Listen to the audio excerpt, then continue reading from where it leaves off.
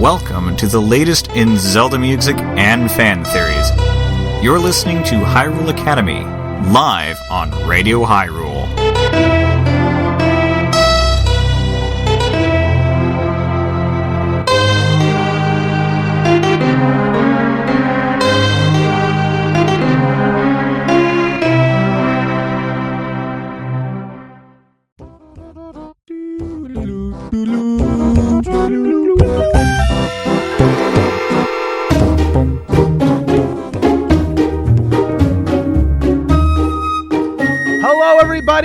I'm Super MC Gamer, and welcome to Hyrule Academy. It's a wonderful show we host every week here on Radio Hyrule, where we talk all about Zelda lore, fan theories, and all sorts of fantastic things. It's a wonderful little Zelda show. It's a great way to round up your week.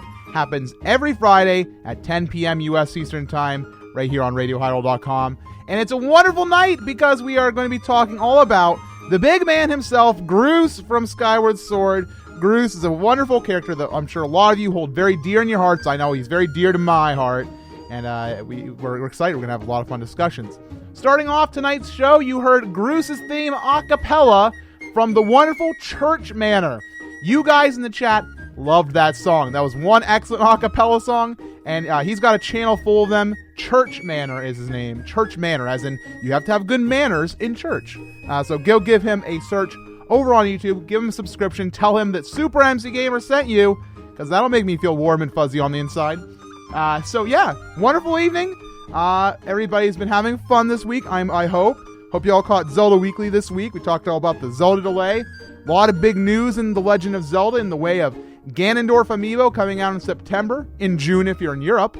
And just in general, a good week to be a Zelda fan. Lots of cool stuff coming for both Mario Kart and Smash Brothers in the way of Zelda content too. So very good stuff. But it's time to get right into the meat of the show, which is theories and lore about Groose. So in case you're new to the show, I'll explain how this is going to work. I'm going to give you all a little bit of backstory about Groose. Then I'm going to ask you guys a few questions, and inside the Radio Hyrule chat, you're going to tell me what you think about Groose and these questions and theories that I want to hear. And I'll feature those messages later on inside the show. But like I said, let's start with some backstory. So Groose is a fellow student at the Knight Academy alongside Link, Collins, Stitch, and others. There's the afraid one and the tough one. you know who I'm talking about. I don't even Fledge, and the one in yellow who reminds me of Gilderoy Lockhart. Anyways, so Groose kidnaps Link's Loftwing and hides it around one of his favorite hangouts, which in my opinion is not a very smart thing to do. It's like, I need to hide this thing. Where am I going to hide it? Exactly where everybody knows I go. So kind of a dumb move on his part, but whatever. It's Pippet. Thank you, chat. Thank you, Pippet. And then later on, him and his buddies, Colin and Stitch, try to sabotage Link winning the wing ceremony. They start throwing eggs at him while he's flying around, and it's just downright rude. We're definitely seeing that Groose is a bully. He's not a really a kind guy. He's out to get Link, and it sucks because you play as Link, and so you're like, why am I being assaulted like this? This is no fun. He spends most of his time, however, afterwards, blaming Link for Zelda's disappearance. When Zelda goes missing, who does he think the problem is? It's Link. It's always Link. It's always poor Link getting bullied by Groose. However, eventually he decides to follow Link, and he falls to the surface with him. And so, on the surface, Groose discovers the wonderful land that would one day become Hyrule. And he's disappointed when he is told by old Impa that he is not the chosen one. He is not the one to save Zelda. It is not his destiny. Eventually, though, he does get over it, and he creates the Groosinator, a wonderful device on rails that shoots bombs. It's a wonderful, mechanism that we see in The Legend of Zelda for the first time. It's like one of those really cool mechanisms that is used to launch bombs and things. And so he uses to help Link defeat, or rather seal the imprisoned a few times. Eventually, though, Girahim comes a-knocking, looking for the Gate of Time, and Groose, he stands in front of the Gate of Time. He is a very, very courageous individual. He's knocked to the side effortlessly by Girahim, but you gotta applaud his courage right there. Groose follows Link and Girahim into the past, and manages to save Zelda from a huge fall before she gets hurt. At the very end of the game, we see Groose fly off with Colin and Stitch into the distance at the end of the game. Where are they going? Off to start a wonderful new life in Hyrule? Who knows? We'll have to theorize about that right now. So I have a couple questions for you. First off, how predetermined was Groose's fate? We talk a lot in this game about how Impa says it's not your destiny to save Zelda. That is not your job. It's Link's job. Well, was Groose's job predetermined, or did he make it for himself? Give me some theories and discussions on that. Secondly, what was Groose's relationship with old Impa? Like, how do you think they acted towards one another when Link was gone? Were they friendly? Was she more of a mentor? Did they talk a lot? Was it more of just a relationship where they just put up with one another, where Groose was outside working all the time and old Impa was inside just sitting around?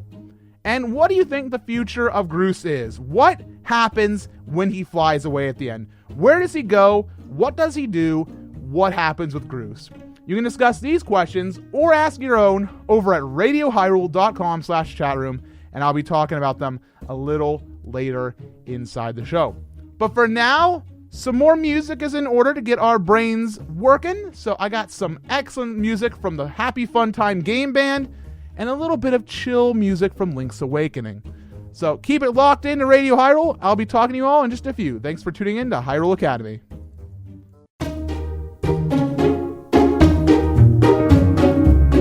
Welcome on back, everybody, to more Hyrule Academy.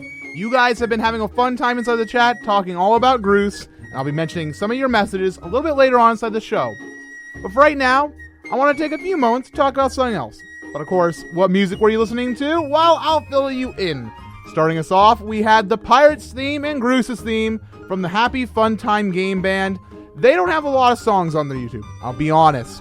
But that said, what they do have is amazing, and of course I had to put in their arrangement of Groose's theme because it is wacky, goofy, and exactly what Groose is as a person. Had to put it in there, and the Pirates theme is always a welcome addition. After that, I decided you guys have been toyed around enough with this Groose theme business, and you guys needed something a little bit more mellow and relaxing and orchestral. So I got you some Melodies of Mabe Village from Saren, or Sauraen.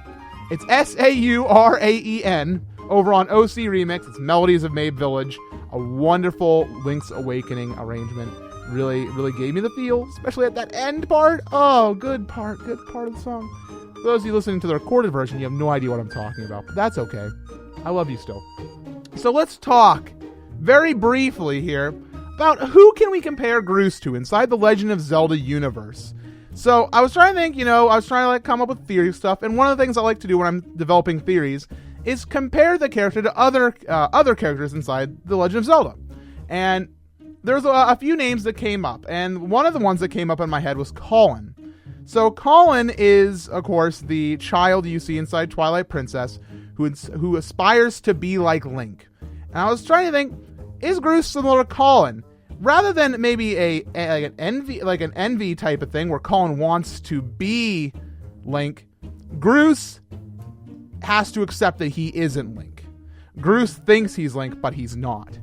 And so that was the big thing that kind of broke that idea in my head. Even if they have kind of the same thing where they kind of accept they are not Link, Colin wants to be like Link. And so their relationship is not similar. So I had to cross that one off my list right away. Then I thought of Tetra.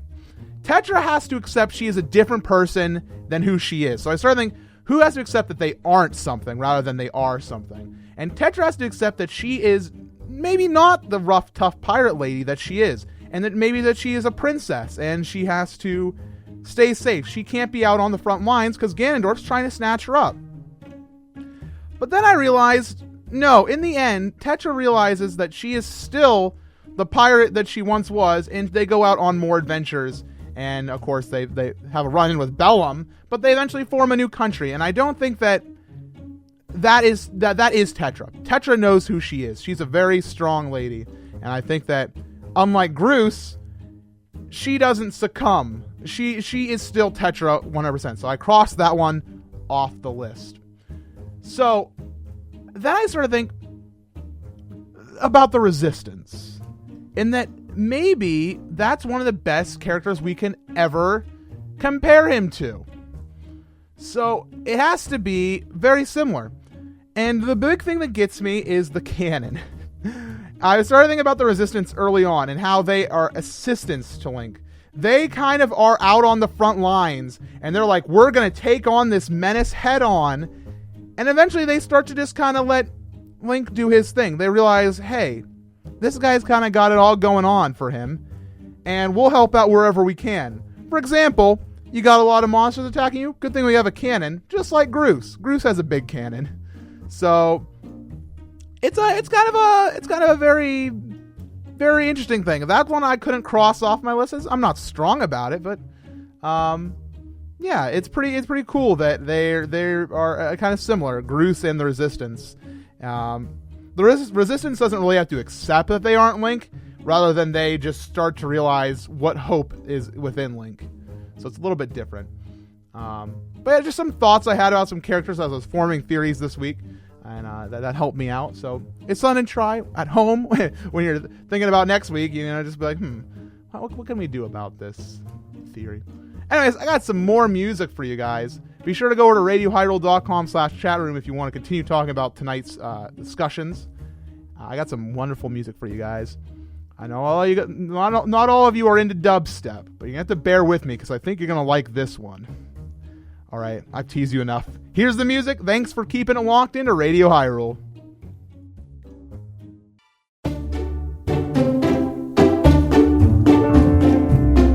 Hello, everybody, and welcome on back to Hyrule Academy.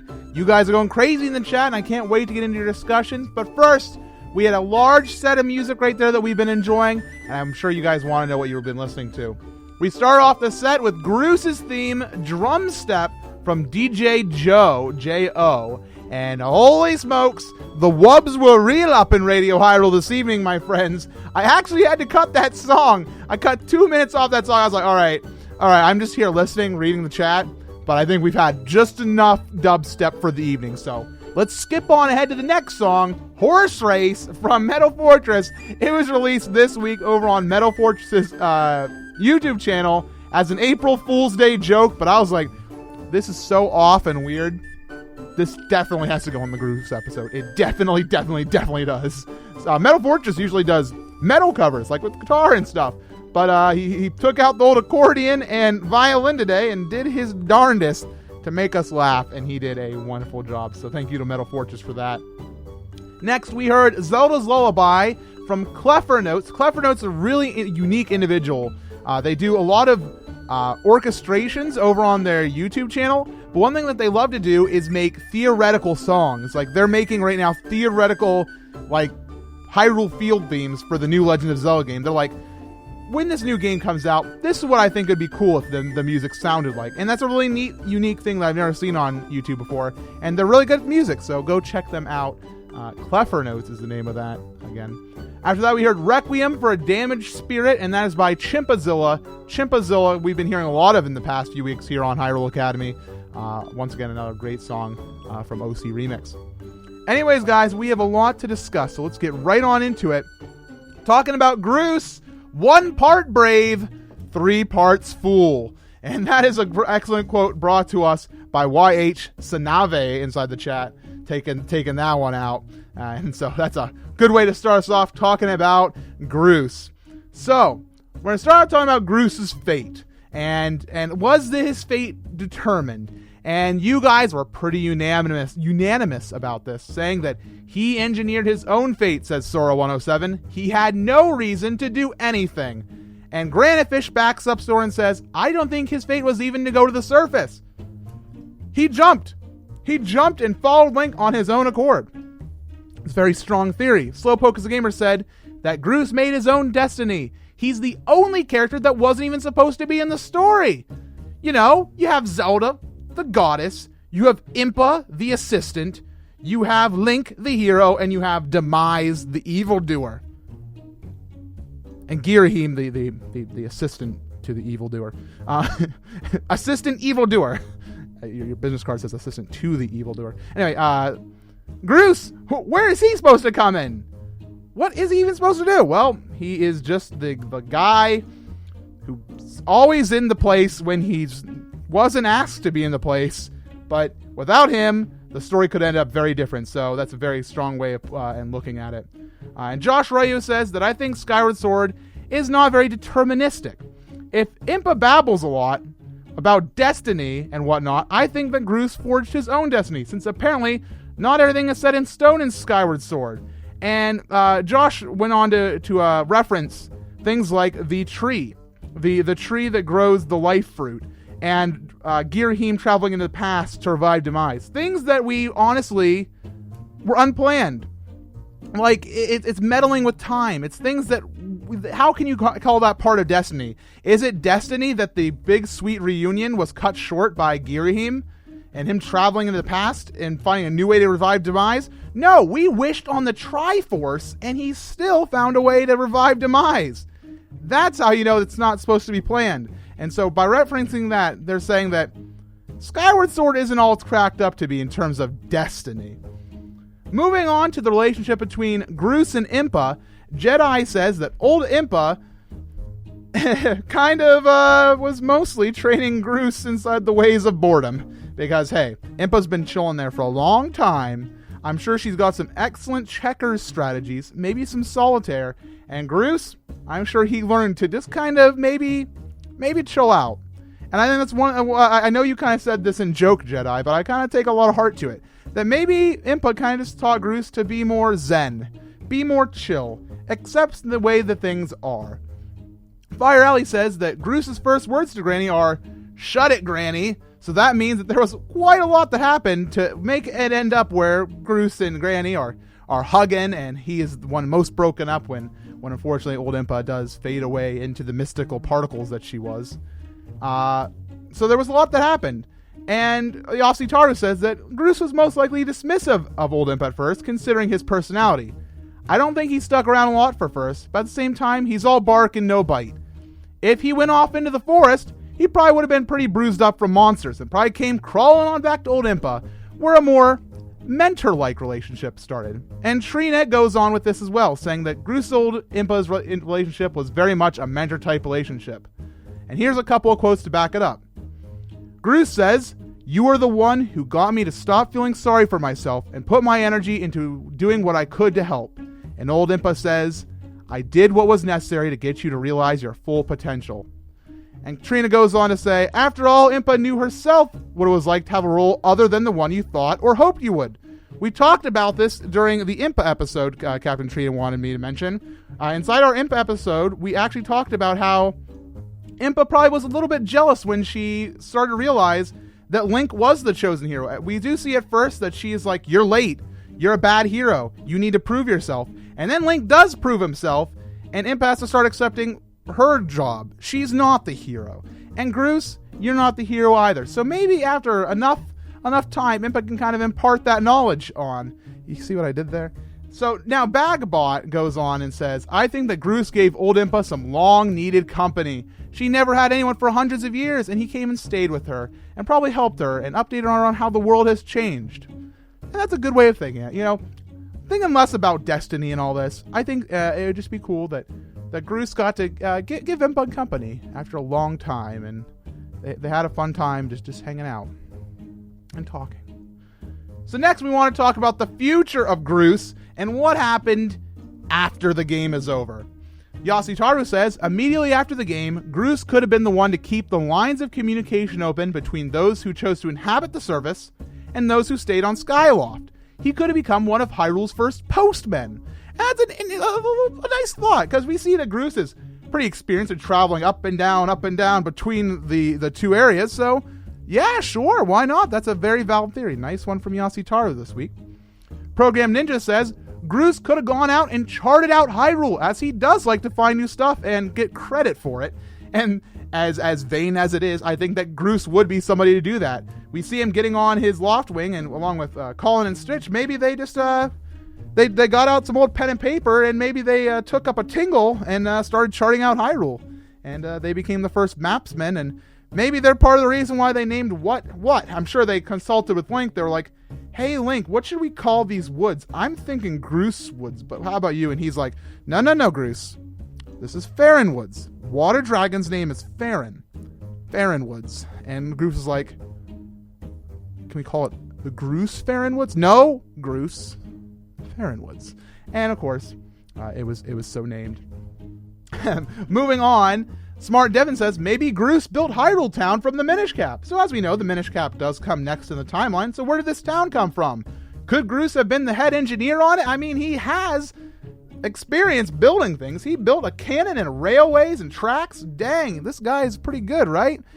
Could he build an entire town? I'm going to let that one be a at-home decision because I don't have strong feelings about it. Jedi says that Groose, Colin, and Stritch probably worked together, flying around and helping settle colonies in Hyrule. Link and him probably worked together to protect Hylia. There may have been some defensive stuff too. Him making the more Groosenators and maybe a Groose 500 or something. And that's a good theory. Groose has experience with this military equipment.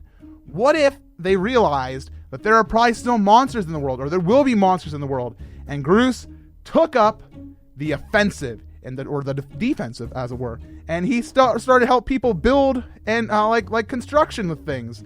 Maybe not an entire town, but maybe, just maybe, he started to work on more military stuff. I think that's a really cool theory. And Slowpoke kind of backs me up and says that non-flower bombs were probably a Groose invention or a Goron invention. And yeah, I can see that. We never see non-flower bombs in this game. We always see bomb flowers. So I think that maybe Groose, with enough tinkering around, maybe he did make some bombs for himself. I mean, he did have them pretty stockpiled back by the Sealed Temple. So, let's get into the stuff that I'm sure you guys want to hear. Tornado Blade 5 says, the Gerudo are descendants of Groose. That is my headcanon, and that's what he flew off to do at the end of the game. Create the Gerudo. Shadow of Purgatory backs him up, saying, I think that he is one of the first Gerudo. His hair and eye color are very similar, and his descendants would eventually get their darker skin from generations of living in the desert. Okay. That's where we start to see some issues. We can say it. It's actually kind of a strong theory. A lot of people believe in it. And I myself am on the very much the edge of it, but it's a valid theory. It's a valid theory. We do see him fly off in the direction of Lanayru in what would eventually become the Gerudo Desert, so it has a little bit of weight to it. And his character design is very unique and similar to the Gerudo. You can't deny that. But whether or not he is actually the founder of the Gerudo people is something that we'll have to let sit in and for you all to determine for yourselves. But Samotome brings in kind of an opposing thought to it, saying, I can't see Groose being the starter of the Gerudo. I don't think Groose would have the patience to deal with the heat of the desert. And that's a very smart and human way of looking at it. Would Groose actually want to live in the desert? Or I think Groose... Would he be the type of guy to sit inside the air conditioning all day and play solitaire that he learned from Impa? Or would he rather be out there and doing like sweating and working? And I think it's the latter. So Samotome, as much as I love that reasoning that maybe he just didn't like the heat of the desert, I kind of think that Groose probably at that point inside his life would probably be like, I can deal with the heat. Let's get to work. But that's just my characterization of Groose. So if you think different, that's perfectly fine. Slowpoke as a gamer has a bit of a pet theory, and this was the one I wanted to make sure I saved for last. Given that we don't see any Sheikah besides Impa, who kind of dies, Groose becomes a Sheikah himself in order to continue protecting Zelda and to carry on what he has learned from Granny. And this was a theory I didn't expect to hear tonight. It's one that I really like, because we don't see any other Sheikah. If there are other Sheikah in the world, we don't know where they're at. Maybe Groose, after spending so much time with Impa, learned enough from her that he understands the ways of the Sheikah, the ideals, and he wants to carry that on and continue to protect Hylia for all he can. And the biggest thing that kind of negates the idea of that is him running away or flying away at the end of the game. Wouldn't he want to stick by Hylia and Zelda? And that's the only thing that kind of really has me on edge about accepting the theory into like really strong territory. But it's an idea. You know, maybe he's not racially Sheikah, but maybe he's culturally Sheikah. Maybe he's the one who continues to bring that towards the people. So, an interesting theory. Now, we have one more question. We have one question left before we move on. YH Sanave asks, what does he put in his hair? That is the real question, YH Sanave. What does Groose put in his hair to keep it so darn pompadourlicious? Pompadourlicious? Okay, I'll accept that word that came out of my mouth. I mean, you guys in the chat, you guys were having a field day with theories. You were talking about chew jelly hair gel. Very strong. Or maybe it was the spit, the saliva of a loftwing that kept it so perfectly in order. Man, we just don't know. It's the true theory that we can't seem to nail down tonight. After all this theorizing, I thought we'd be able to come to a better answer. Chat, I'm a little sad to say that you failed me. I'm just kidding. No, this was an excellent discussion this evening, and I've had a lot of fun with it. We're going to listen to a little bit more music, and then we're going to wrap up tonight's show. Thank you all for tuning in to Radio Hyrule. We'll be back in just a few minutes.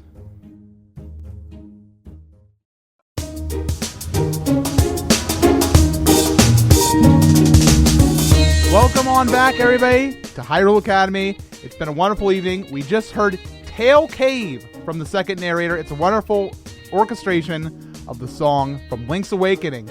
And the second narrator has finished his album. It's an entire album entirely made up of Link's Awakening reorchestrations. It's available on his website, thesecondnarrator.com, I believe is what it is. You can check him out on YouTube. It's the Second Narrator, all spelled out. He's a wonderful guy, and you should buy his music. Support that album. It's very good. But moving on into wrap up for tonight's show, we talked a lot this week about Groose and how his fate was his own. He is his own man. No destiny told him what he had to do. He did what he had to do because he wanted to, and he is a wonderful character because of it. We talked about his relationship with Impa and how it's mostly kind of like a mentor relationship, and how he was taught how to be accepting, that he is not the hero, to be a kinder, more gentle spirit. And maybe he was taught how just to chill and be more zen. And most of all, he kind of was nice to have company for Impa. Impa deserved that company after that long of time. So it's good to see that they got to have a fun, kind friendship that lasted so many years. And in the future, what does Groose do? Is he a mailman? Is he the one that goes out and maps out Hyrule? Is he the one who builds Hyrule Town? Does he make the first military in Hyrule? Maybe he develops bombs. Or maybe, just maybe, he goes to start the Gerudo people or continue the culture of the Sheikah. All of these theories were brought up tonight, and I love how much fun we had with them. It's always good to hear what you guys say, even though we couldn't figure out what he puts on his hair to make it so pompadourlicious. I said it right that time. I'm very proud of myself. But a wonderful show, and it's always a pleasure serving with you all. On next week's show, Friday at 10 p.m. U.S. Eastern Time, right here on RadioHyrule.com, we'll be talking about the Wind Waker, the physical item, the Wind Waker, and its history in the world. It's going to be a fun time, and I want to remind you all to tune in next week. Of course, I always want to remind you to donate to Radio Hyrule, support this excellent station that lets me host this show. It's over at RadioHyrule.com/donate. Throw a few rupees in the big wallet and help us out. You can email me. I'm mc@supermcgamer.com if you have any requests or discussion suggestions. As always, everybody, thank you for your inputs and your discussions. It's a great time. To finish off tonight's show, I have Utopia from Hajawaldar. I don't know if I said that right, but who cares? I hope you enjoy the music. Thank you all for tuning in to Hyrule Academy right here on Radio Hyrule. I will talk to you all next week.